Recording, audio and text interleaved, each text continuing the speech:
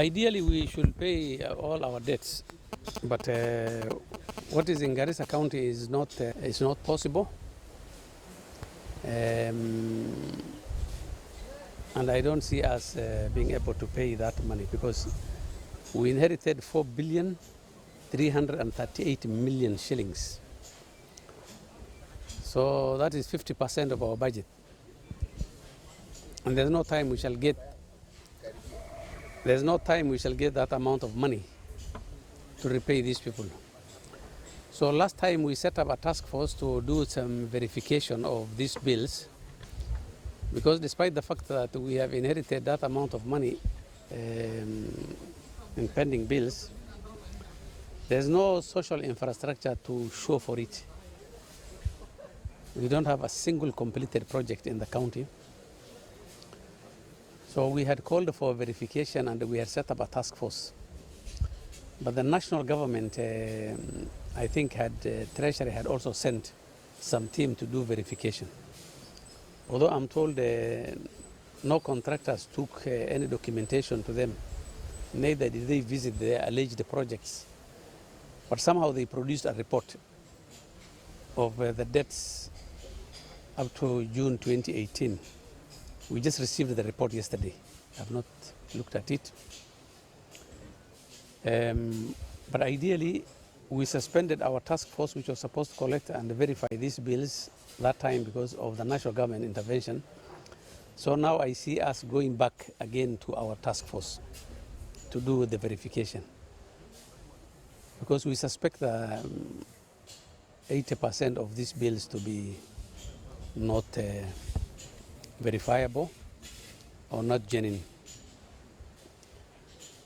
One gentleman came to see me here the other time and he told me that according to the report which is there, he has a pending bill of 13.8 million shillings. So according to him, he does not know where that amount came from. What he remembers, though, that he was given a project of 6.8 million. And according to him, he had put in something close to 2 million shillings, about 30%.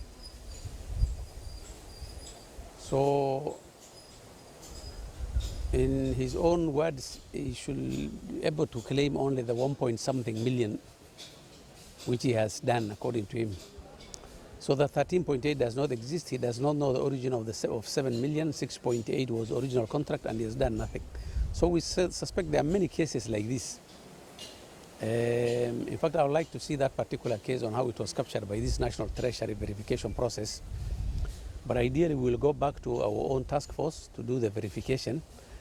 And once we are through with the verification and we have verified some of those bills as genuine, what will happen is we will have to go back to budgeting for them, so that a certain amount of money known to everybody will be allocated for payment of pending bills. If it's 200 million, if it's 300 million annually, and everybody will know that amount is there, and that they will be paid a certain percentage of what is outstanding. Maybe that's the best way we shall handle, but first we have to do the verification. We shall look at what the national government has produced. But this idea of paying these people before the end of this month is not one which we can achieve and which cannot happen.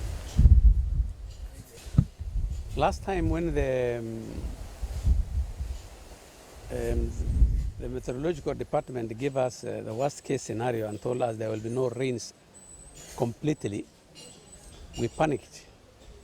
And we had programmed a very huge intervention, including cancelling some of our development projects and diverting the funds to emergency response. But fortunately, we received some rain against the predictions of the Met. But those rains are not enough, and the rains again are not due, the long rains are not due until maybe October. So we expect some extreme situation. What we will do is, along with the national government, which actually is in charge of emergency response and has all relief funds, we are going to assess the situation and find out what interventions it requires. But the situation up to now is manageable. and we have benefited from the peaceful coexistence among our people, so that those in remote areas like Dera who had never had access to water are now able to even access the river water. So that has solved some of our problems. But we are going to assess the situation, and we are going to respond accordingly. I think we have many big projects, mainly in Garissa town, which are underway. But the implementation will take time. Our headquarters is on course. We have missed many targets of when it should have been finished because of, I think, the size of the project. We think that in the next 2 months it will be ready. We have the cancer center, which has 3 phases. So the second phase actually has started ahead of the first phase. So the contractor for the second phase is on site. He's building 3 bunkers, each one of them 50 million shillings for radiotherapy equipment. And then they are going to build also 1 ward for the cancer patients. So that's phase 2. Phase 1 for chemotherapy and for the diagnostics. So this second phase, which has now started and which has a contractor on site, is costing 200 million. The first phase is costing 256 million. And we have just appointed a contractor who should be on site in the next 2 weeks. That project will cost 256 million, but we had budgeted 200 million and last financial year, the financial year ending now. So we'll budget the next phase. So there will be a third phase, which will also cost about 250 million. All that is physical infrastructure before we go to the equipment. So all this I see taking the next 2 years. The fruit processing factory has 2 phases. One is to build the physical infrastructure, the factory buildings, and then the equipment. So now we have appointed a contractor for the building of the factory premises. In the next few weeks, we are going to have an advertisement for the equipment. In total, I think it will be about 120 million. So it might also take the next 2 years. For the innovation and youth empowerment, Garissa Vocational Training Center, we are changing it into a Garissa Innovation and Youth Empowerment Hub with a major emphasis on ICT. So there will be a major ICT hub with the state-of-the-art equipment. We are partnering with a college in Houston, the US.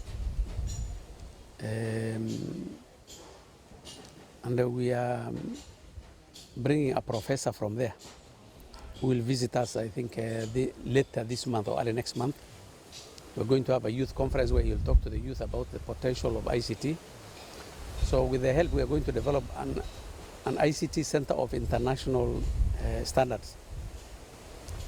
We are putting about 100 million, so the physical infrastructure is underway, including a major lab, 3 workshops, lecture rooms, and an accommodation for 96 students.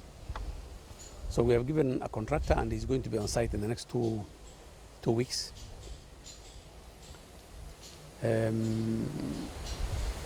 Unfortunately, our meat processing plant is,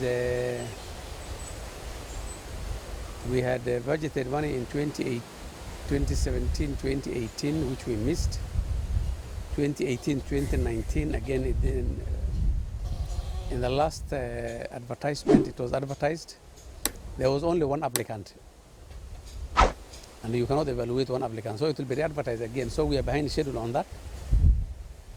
But it is on course, so there will be a meat processing plant, which will be given to the private sector in future, who will make more investment.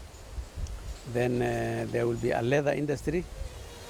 Then there will be another industry there, I think, which will process chicken feed or things like that. But that one is behind the schedule.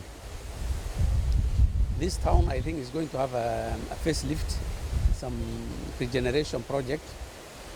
We are putting about 233 million shillings. So Kismayu Road will be redone from the bridge to Boys Town. And it's going to be a very beautiful place. So also a contractor has been appointed, and they should be on site also in the next 2 weeks. There will be recarpeting of the town roads, also a different project and the drainage systems.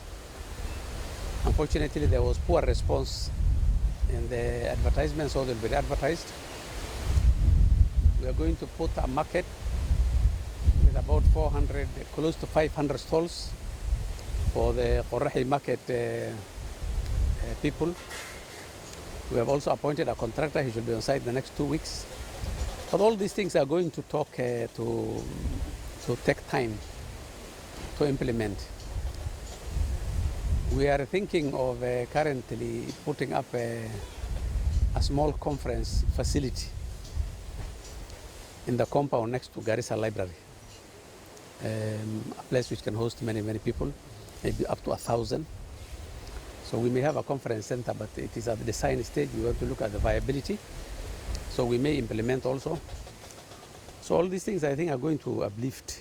The Madenge plant, energy plant, we are still negotiating with Kenya and Power, with Kenya Power for the power purchase agreement. We have got all the licensing. So once we sign the power purchase agreement with Kenya Power so that they will buy any power generated from there for the next 20 years, then we are going to look for investors. That will be private investments, going to cost about 1 billion shillings. But we have investors who are interested. The only contribution by the county government will set up collection centers which will belong to women and youth, all the way, I think, from Balambala to Masalani, along the river. Inland, we shall see whether there will be any Madenge infestation. Finally, the revolving fund we are going to launch next week, I think on the 12th. So the money will be available. I think the processes and the legislation, the legal process has taken too long. But from next week, the money will be ready and the board is in place. So people should apply and get that money, about 100 million shillings. We are there.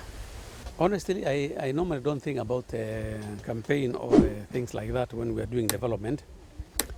What I want to assure you is we are on course as far as water is concerned. We have made very huge investment, and we thank the national government for the support they have given us. I think they have also put in some money. So the Galbet side of town now has full investment. The only thing remaining now is to make a little more investment in piping, maybe a little more on storage, and to counter sabotage. Because there are people who have made it their business to block those pumps. But that's a problem which is going to be with us. But as far as I'm concerned, we have completed the investment in the Galbet side of town. But we have, I think, the Weberi side, there's still outstanding issues, storage, piping, plus the boreholes are not ready. I think this week, by Thursday, I think the boreholes will be all ready. And some of the piping, I think, is underway. And some of the storage, I think, in Bora Rahman places is also ready. So we'll also be remaining with very little.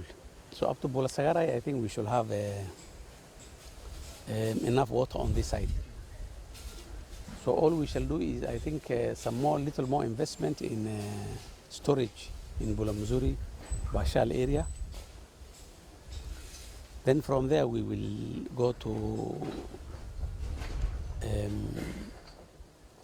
contain the sabotage, invest more in piping, and maybe some little investment in technology. We want to put in, if we get money, I think it's going to cost about 47 million shillings.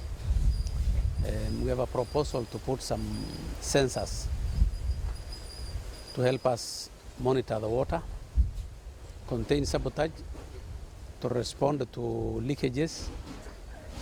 And if we find it viable and worth investing, we shall put that money in to put sensors along our piping system. So the issue of water should be behind us. I think those who are politicizing, time will catch up with them when water will no longer be a problem. If it pays political dividends, well and good. If not, at least the people will have drunk water and they are happy, which is part of our work. So I think we are on course and there's no cause for alarm. Those who are talking, I think it's their democratic right to say what they want to say, whether true or false. Those who are engaging in sabotage, they are the ones who know what benefit they'll get. Ours is to contain them. And I think sooner or later we're going to catch up with all of them. We're happy.